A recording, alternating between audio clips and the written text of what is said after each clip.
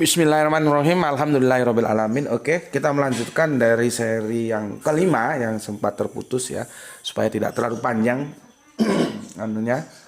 videonya, sehingga kalian bisa nanti menyesuaikan waktunya ketika menonton, mengkaji ya.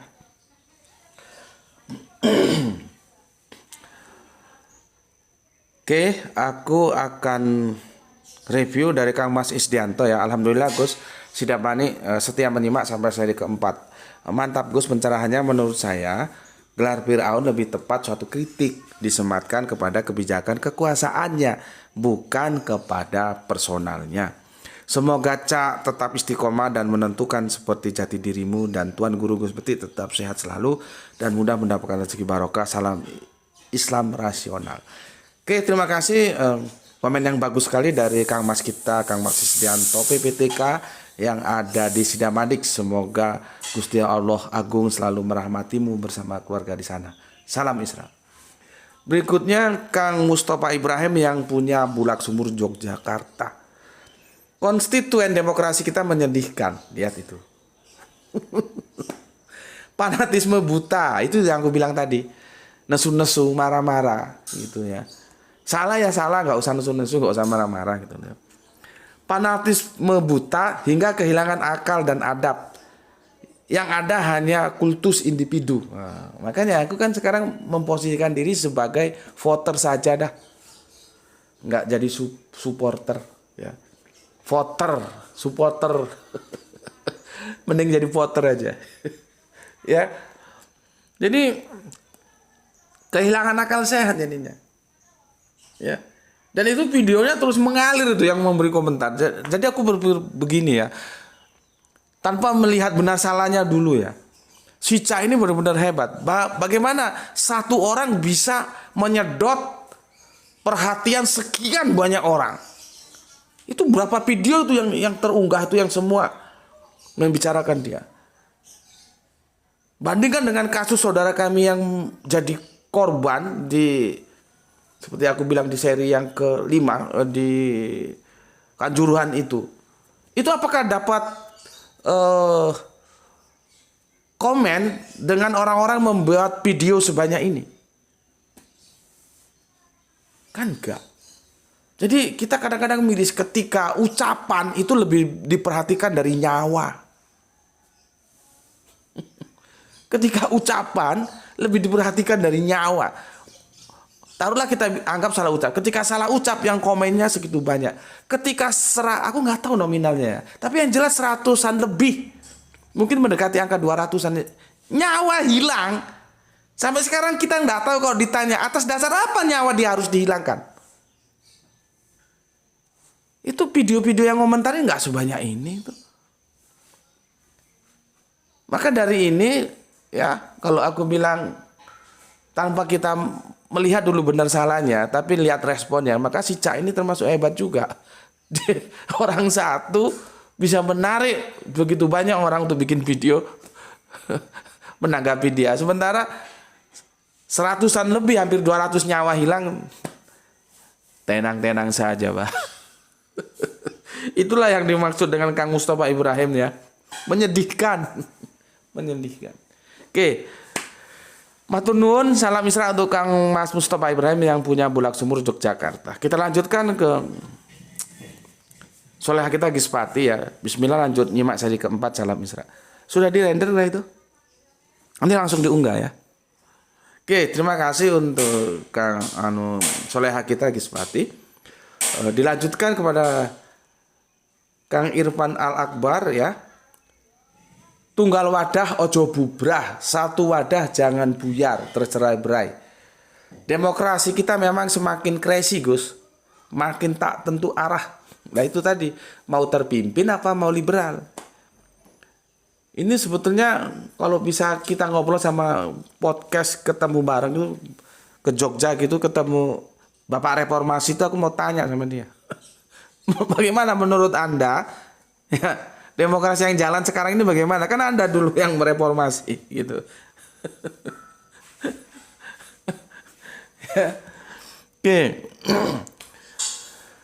Selanjutnya Sila keempat Pancasila memang menghendaki bahwa harusnya yang memimpin adalah hikmah kebijaksanaan. Ya. Hikmah kebijaksanaan. Jadi sebuah kecerdasan yang ada kebijaksanaannya. Bukan kumpulan.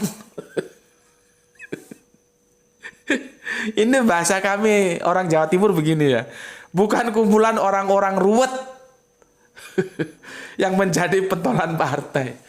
Orang-orang ruwet itu apa ya bahasa Indonesianya ya? Kalau kamu bilang dalam bahasa prokem bukan ruwet lagi, tewur. Jadi dibalik, arek Malang begitu. Bukan kumpulan orang-orang ruwet. Yang masalahnya dia sendiri belum kelar mau ngurusi masalah bangsanya. Oke. Memang kan seolah-olah negeri kita ini dimiliki partai dan kita ditentukan atas partai. Itu yang aku bilang tadi, kebijakan politik itu akhirnya di atas segala-galanya dalam kehidupan kita. Maka benar juga katanya yang pemimpin dari Turki itu ya, apabila umat Islam tidak mau mengambil peran dalam politik, maka dia akan digelas politik. Sorry, tisu. Kan begitu. Ya karena memang ujung-ujungnya semua kebijakan diambil dari kalkulasi politik. Ya. Pentolan partai. Setiap ada calon pemimpin yang kelihatan baik, lugu dan jujur, begitu nyebur ke dunia politik jadi garang kabeh. Menyimak lanjutan seri yang ketiga. Oke, ya. Pentolan-pentolan partai yang kumpulan orang-orang ruwet. Oke, aku mau komentar yang atas ya. Tunggal wadah ojo bubrah. Satu wadah jangan buyar, bercerai-berai. Buyar itu sendiri masih bahasa Jawa loh ya. Mungkin yang tepat tuh bercerai ya. Bercerai-berai gitu. Oke, terima kasih untuk Kang Mas Irfan Al-Akbar, semoga sukses selalu ya.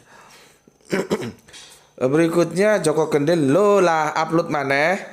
Mantap Gus. Estafet nyimai salam dari Jateng. Oke, salam juga untuk semua keluarga yang ada di Ambarawa ya, untuk Kang Mas Joko Kendil bersama keluarga.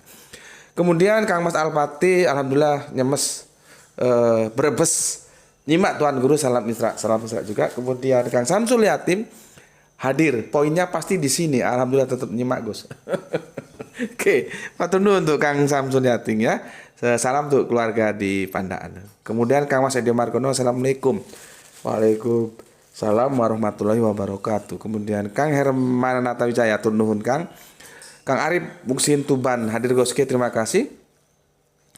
Nah, ini jagoan kita, dia masuk ke teknis ya.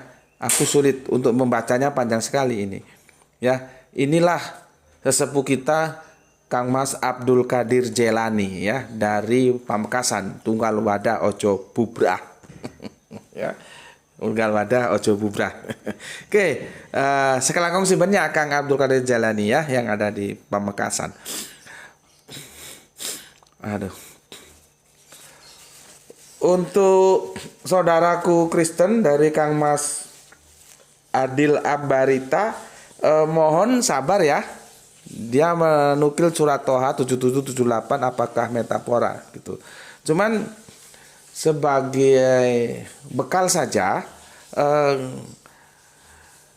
Kang Mas Adil Ambarita ini, kalau Ambarita biasanya Batak, nggak tahu dari mana dia asalnya ya. Anda terjebak terjemahan.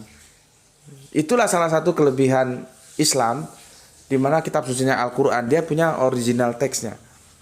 Kalau Anda baca hanya terjemahannya saja tanpa masuk ke original teksnya, maka Anda akan berpikiran seperti itu.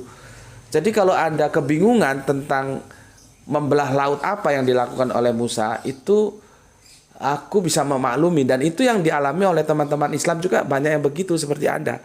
Jadi kalau Anda begitu, aku masih bisa maklum. Karena apa? Teman-teman Islam juga banyak yang mengkonsumsinya itu hanya pada level terjemahan. Ya, tapi mohon sabar nanti ya, karena ini kan ada going teori ya, teori antrian, mengantri ya. Ini saja aku sudah kebut. Alhamdulillah kemarin 2 karena libur. Alhamdulillah ini juga karena libur aku bikin 2. Karena kalau numpuk nanti jadi nggak karu-karuan di otak gue ini. Ya. Itu juga sebetulnya aku menuntut kalian untuk mengimbangi kalian, kemampuan kalian ngaji itu bisa nggak mengimbangi kemampuanku memproduksi video-video kajian ini. Gitu. Ya, itu untuk Kang Mas Adil Ambarita. Aku suka Anda sekarang sopan ya, tetaplah menjadi sopan. Ya. Karena di sini cermin, kalau Anda datang sebagai anjing maka wajah Anda yang tercermin itu ya anjing. Tapi kalau Anda sebagai manusia, ya Anda akan manusia. Dan aku lihat ada perkembangan Anda sekarang sudah menjadi sopan. Dan aku ucapkan terima kasih. Karena Kristus tidak pernah mengajari kita untuk hidup sebagai anjing. Tidak pernah. Kristus itu selalu mengajari kita untuk hidup sebagaimana manusia harus hidup. Tidak seperti anjing. Ya. Jadi jadilah Kristen yang itu seperti apa yang Kristus ajarkan. Ada perbedaan kita bicarakan dengan baik, apa salahnya. Ya. Jadi terima kasih untuk Adil Ambarita ya. Sabar ya, nanti akan aku jelaskan. Oke, kemudian Kang Haris Nandar, terima kasih. Kang Rizal Wahyu, terima kasih. Rembang hadir pertama Gus. Oke. Kang Mas Didik, terima kasih. Oke. Sebentar, ini lari lagi dia. Kang Mas Edi sudah, Kang Mas Abdul Qadir sudah, Kang Mas Adil Ambarita sudah. Kang Abdul Qadir 2 kali ya. Salam Isra untuk kita. Bersatu kita teguh, bercerai kita runtuh. Tak akan pernah nepe terjadi hybrid demokrasi. Jika pengamalan sila keempat always selalu dijiwai oleh sila 3, 2, dan 1, dan jangan mengharap sila kelima akan tercapai manakala tidak dijiwai sila ke-4. NPWP tetap merajalela selama dalam Amerika. Jadi benar, sila-sila dalam Pancasila itu sistem, maka semuanya itu salah satu sila aja nggak dijalankan ya bubar, nggak jalan. Gitu yang dimaksudkan oleh Kang Mas Abdul Qadir DJ Sesepuh kita ini ya. Oke, sekarang saya akan ke MBR. Begini. Assalamualaikum Gus. Waalaikumsalam. Kemayoran selalu hadir, izin berpendapat ya. Sebentar.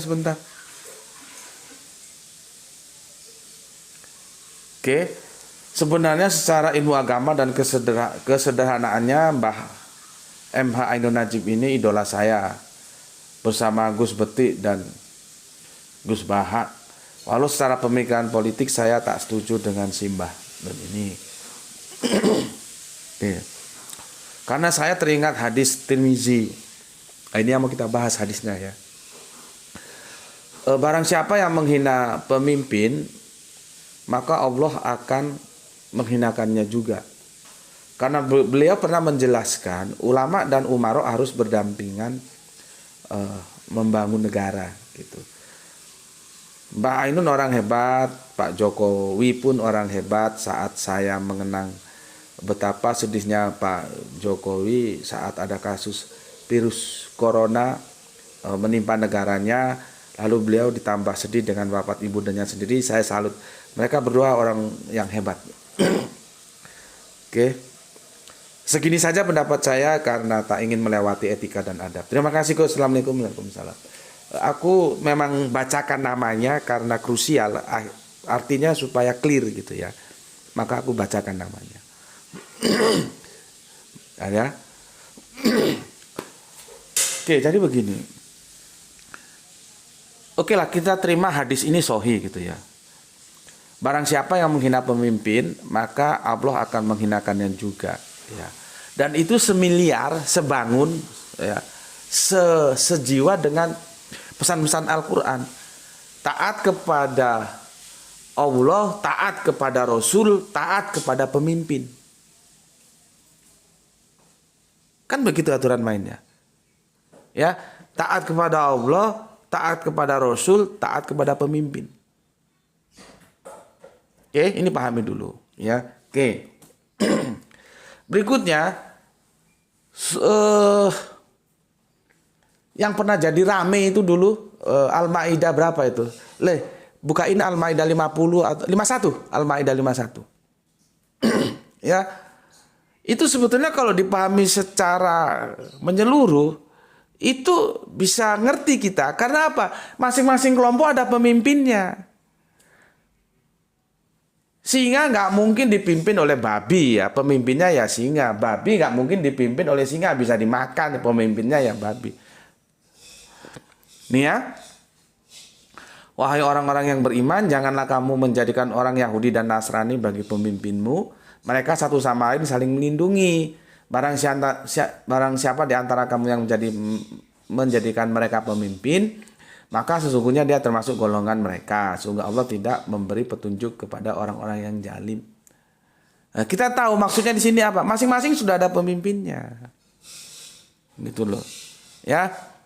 Jadi dalam konteks ini ya, ini agak ruwet memang mendiskusikannya. Orang Islam yang memilih pemimpin Islam. Kok ada yang bilang, oh itu identitas. Memangnya ada orang hidup tanpa identitas? Aku mau tanya. Justru karena identitaslah kehidupan kita itu, eksistensi kita diakui. Itu ya. Cuman yang dimaksud dalam ayat itu bukan memilih pemimpin Islam secara birokrasi. Tapi Islam yang secara kafah. Bukan hanya kepentingan birokrasi. Kepentingan birokrasi itu begini loh ya. Dia KTP-nya Islam. Ya dia Islam.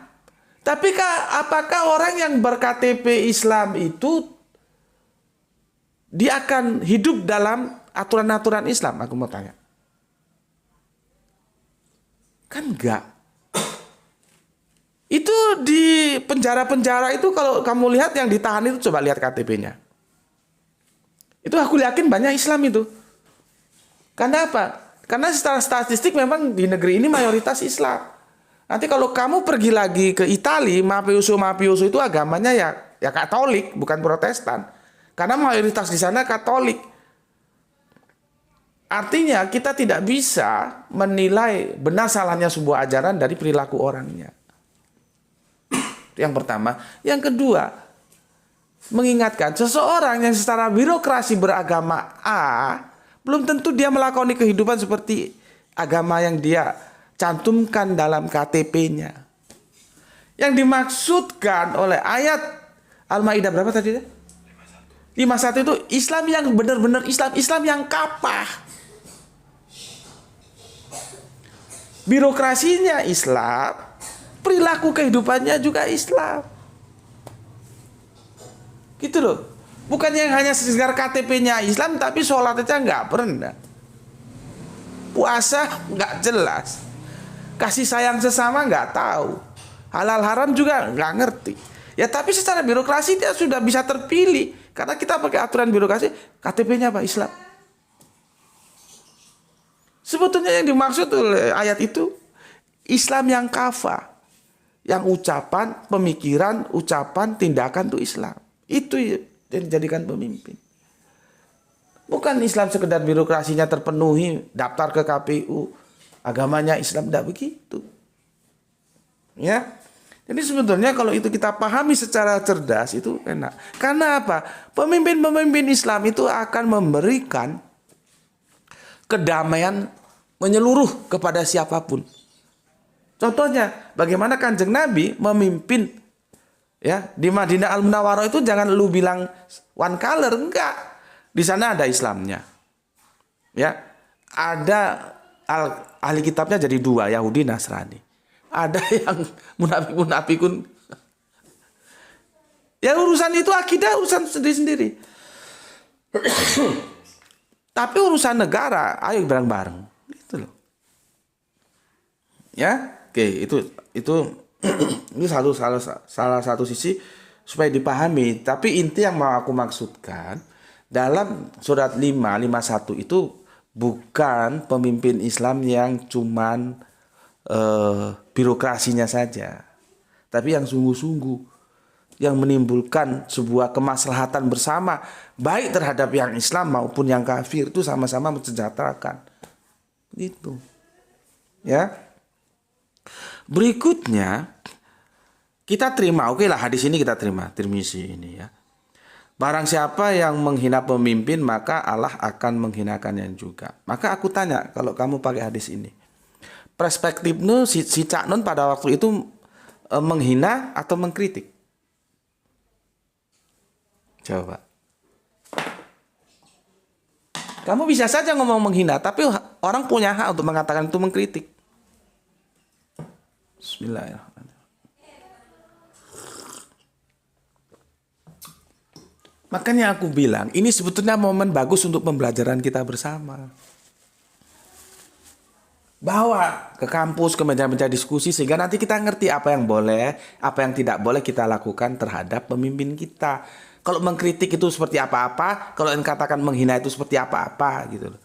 Ini kan kita belum pernah dengar yang seperti itu. Kan nggak ada sih bab mempersonifikasikan seseorang dengan pemimpin itu adalah suatu tindakan hukum yang dilarang. Itu apa ada undang-undangnya begitu?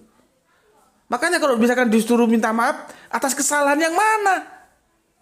Kan atas relativitas. Karena ada orang yang menganggap itu menghina. Padahal nggak begitu. Ada orang yang menganggap itu mengkritik. Cuman stylenya karena memang karakter beliau begitu, yang ngomongnya memang ceplas-ceplos pating pecotot begitu. Coba. Aku ya membayangkan kalau kita ini benar-benar berpikir dewasa ya. Ini digelar ya dalam sebuah diskusi dan disiarkan langsung oleh TV, oleh YouTube atau apapun. Semua pakar-pakar duduk ini dan kita membicarakannya dengan damai sambil ngopi bareng. Ada snack apa kok, kue lapis, lemper apa. Ayo utusan sana bagaimana pendapat Anda? Oh ini. Oh, kan terus dibuat sebuah rumusan risalah. Dan itu dipublikasikan, ini yang boleh, ini yang nggak boleh, ini yang dikatakan menghina, ini dikatakan mengkritik. Itu kan bagus itu. Jadi kita dapat hikmah dari peristiwa ini. Nah kalau cuman marah-marah doang, ya itu tadi. Seperti yang disampaikan oleh Kang Mas dari Bulak Sumur tadi, Pak Ibrahim tadi ya. Kapasitas kita itu sampai di mana sih mau berdemokrasi ini? Ya. Oke, sekarang MBR tentukan apakah kasus itu menghina atau mengkritik si Cak. Sudahlah, aku kategorikan menurut kamu menghina. Menurut orang lain mengkritik. Debatable lagi kan.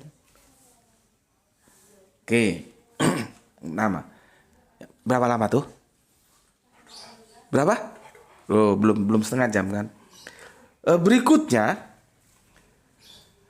tata kelola negara itu sistem yang bermain. Seperti aku bilang, kita ini sudah terlanjur memilih demokrasi sebagai sistem tata kelola negara kita. Dan demokrasi itu nanti macam-macam. Kita pernah masuk era demokrasi terpimpin lewat almarhum Pak Harto. Ada kurangnya, ada lebihnya ya seperti itu. Kita nggak bebas ngomong. Yang nggak enak juga nggak bebas ngomong. Karena demokrasinya terpimpin. Nah, sekarang kita masuk era demokrasi yang liberal. Kalau dulu kan lewat perwakilan, sekarang nggak setiap kita bisa milih. Dan aku sudah jelaskan, tapi sepertinya nggak ada yang mengomentari, nggak tahu otak-otak kalian nyambung nggak. Semoga sekali ini aku jelaskan lagi otakmu nyambung, bukan otak-otak kalian semua. Perhatikan. Demokrasi hanya pandai menghitung kepala, tapi demokrasi tidak mampu menghitung isi kepala. Itu seharusnya menjadi ingatan kalian. Demokrasi kan banyak-banyakan suara, makanya yang kepala isinya itu level SD sama yang kepala isinya level profesor ketika nyoblos jadi sama. Coba kalau metode musyawarah, enggak boleh. Dan itu dilihat kompetennya seperti aku bilang yang di seri sebelumnya. Kalau mau bikin jembatan yang diundang ya pakar jembatan untuk musyawarah. Jangan tukang bikin pentol bakso kamu undang. Nanti kalau mau bikin bakso yang enak, undang bakso. Mau bikin pecel lah, enak tukang pecel diundang Ada berapa orang musyawarah. Itu aja. Jadi begitu teratur. Milih pemimpin ya orang yang berkompeten dalam kepemimpinan tata kelola negara, dia yang milih. Kalau sekarang enggak. Ya tapi mau apa dikata, kita sudah terlanjur masuk ke era sana. Ini juga semoga didengar ya video kita oleh Bapak reformasi kita ya. Ya gini loh Pak, akhirnya Pak, sampean kan tahu sendiri. Makanya sampean itu sering-sering dengar lagunya Oma Irama gitu loh ya. Baik untuk orang lain belum tentu untuk kita. Baik untuk bangsa lain belum tentu Indonesia. Bapak karena berpendidikan Amerika dikirain demokrasi liberal apa Amerika itu bagus. Ya, akhirnya seperti ini. Ya. Akhirnya seperti ini, Pak. Nah, kita sudah terlanjur liberal ya. Kalau liberal semua. Jangan pada satu sisi kadang-kadang terpimpin, salah sisi liberal, dicari enaknya hybrid ya jadi kacau gitu. Ya. Oke, sekarang aku mau katakan kepada MBR, hadis ini itu bisa nggak diterapkan pada suatu negara yang sistemnya itu demokrasi? Bisa nggak? Ya, kan ya nggak bisa. Hadis ini yang perspektif kepemimpinannya itu Islam. Seperti tadi di awal aku katakan taat Allah, taat Kanjeng Nabi, taat ulil amri.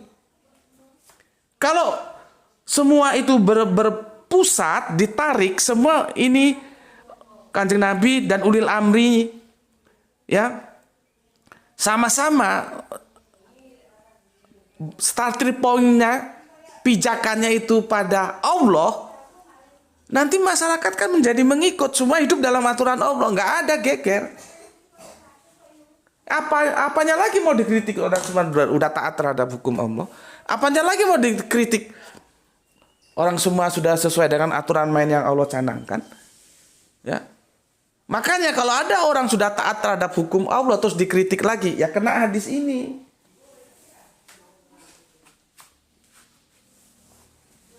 Gitu loh. Jadi kalau kamu menilai demokrasi pakai hadis ini, kamu sama dengan kamu makan sayur tapi dalamnya kamu campur kaos kaki. Jadi kamu makan sayur ya sayur apa sukaanmu. Katakanlah sayur sop gitu ya, tapi di dalamnya ada kaos kaki, kau makan itu. Karena apa? Kerangka berpikirmu kacau. Itu yang aku bilang kepada teman-teman kemarin. Bukan teman karena satu orang. Dia memberikan penjelasan tentang cara baca. Aku bilang, kajian di channel ini tidak belajar tentang bagus-bagusan makhraj, tidak pintar-pintaran nulis Arabiun, enggak. Itu yang senior itu tahu. Kalau aku, Gus Bet itu salah nulisnya, tapi aku tahu maksudnya begini. Gus Bet itu salah ngomongnya, tapi aku tahu maksudnya Gus Bet itu begini. Gitu. Karena aku sudah ngomong, aku nggak pandai nulis, nggak pandai baca. Bukan berarti tidak bisa sama sekali, bisa. Tapi itu untuk disuguhkan ke publik. Mengenaskan. Aku kadang-kadang kan minta bantu gerak itu. Gitu. Ya. Nah, di sini ini kita mengolah pikir. Supaya kerangka berpikirnya itu ngena. Nah, sekarang setelah aku jelaskan, semoga kerangka berpikirmu ngena. Ya. Jangan sayur sop kamu campur kaos kaki. Hadis ini cocok untuk kepemimpinan yang dimana semuanya itu berpijak kepada hukum Allah, ya maka terjadilah taat kepada Allah, taat kepada Rasul, taat kepada ulil amri. Ulil amrinya sudah taat kepada Allah. Karena apa? Dia mengikuti jejak Rasulnya. Terus apalagi mau dikritik? Ya orang goblok yang menggelitik ulil amri yang seperti itu. Dia kena apa yang diperingatkan hadis ini. Ya, artinya kalau hadis ini diterapkan di kasus Cak Non itu tidak bisa karena sistem kita demokrasi. Gitu loh. Jadi sistem itu seperti gini loh ya, aku jelaskan. Kamu beli mobil diesel, ya, mobil mesinnya diesel, itu harus kamu isi solar. Jangan kamu beli diesel kamu isi premium ya modar gue. Rusak mobilmu. Karena nanti premium nanti ada juga mesinnya khusus. Jangan kamu beli mesin diesel, kamu isi premium, terus kamu bilang, wah ini begini-begini. Ya, kamu sendiri yang salah kok. Seperti kamu gini, karena kamu tidak ngerti kerangka berpikirnya. Nah, sekarang sudah aku jelaskan. Ya, kita itu demokrasi dan demokrasinya pun sudah liberal. Sementara hadis itu untuk kepemimpinan, ya, sistem tata kelola negara yang berbasis agama, yaitu Islam. Gitu loh. Ya, jadi nggak bisa kamu gunakan hadis ini untuk menilai kasus itu. Gitu. Semoga di sini kamu paham, ya. Oke, sampai di sini dulu, ya. Ya sudahlah, kita bikin ini seri tamat dulu ya. Nanti kalau kita perlu bikin komentar lagi kita bikin, tapi ini kita bikin closing dulu ya. Tamat di seri yang keberapa ini, Le? Ke-6, ya. Nggak tahu nanti. Aku ini sudah pusing lagi karena kemarin ada teman juga dia minta dibikinkan tentang tentang teofulis, itu nanti ke teologis lagi ya. Oke, ini kok tak bikin 3 berarti 4 sama nanti malam, mampu nggak kalian belajar? Bismillahirrahmanirrahim ya. Kita sama-sama berdoa semoga kalau dikatakan badai ya monggo lah. Badai ini cepat berlalu, ada yang lebih penting untuk kita diskusikan bersama. Kita kerjakan bersama sebagai anak bangsa sehingga kehidupan berbangsa dan bernegara kita menjadi lebih baik. Kalaupun ada perbedaan-perbedaan di antara kita, ayo kita bawa ke meja-meja diskusi, ya, dan itu akan lebih bermanfaat bagi kehidupan kita bersama. Soal setuju tidak setuju itu hal yang biasa, ya, tetapi perbedaan itu juga sebuah sunatullah juga kan, sehingga bagaimana kita ngelolanya dengan baik, ya, jangan sampai tunggal wadah tadine bubrah. Ya, jangan sampai seperti itu. Oke, semoga kita mendapatkan keberuntungan ya di saat-saat yang liburan. Ini liburan apa, Le? Coba lihat, Bapak nggak lihat. Imlek. Ya, coba kamu lihat Imlek itu tahunnya tahun berapa ya? Itu kalau aku nggak salah hitung 500 tahun lebih dahulu daripada Kanjeng Nabi Isa. Jadi kamu bisa bayangkan bagaimana tuanya budaya Imlek itu. Dan itu Imlek yang gongsi paca itu ya. Nah, itu lahir dari proses budaya. Bagaimana petani-petani di Cina saat itu berterima kasih ya karena musim sudah berlalu dan musim yang datang itu mendukung pertanian mereka, diperingati. Terus menjadi gongsi pacai itu. Itu 500 tahun lebih tua. Coba hitung aja. Gongsi pacainya itu yang keberapa bandingkan dengan tahun Masehi ini. Itu selisihnya tidak exactly ya, sekitar 500 tahunan. Artinya dia lebih tua ke belakang. Makanya kalau ada yang ngomong bisa jadi seperti Konghucu itu nabi ya bisa jadi juga. Karena kita tidak punya catatan, tapi dia mengajarkan kebijakan pada saat itu di Cina. Ya, dan hadis mendukung. Ada berapa? 124.000 nabi yang kita tahu, kita kenal cuma 25-an. Jadi kalau ada yang berpendapat jangan Konghucu itu juga nabi ya boleh jadi juga gitu. Ya, oke, sampai di sini dulu, semoga kita mendapatkan keberuntungan, rezeki yang barokah dan kesehatan yang prima. Kita saling mendoakan ya, dan semoga negara kita menjadi lebih baik lah. Bismillahirrahmanirrahim. Alhamdulillahirabbil alamin.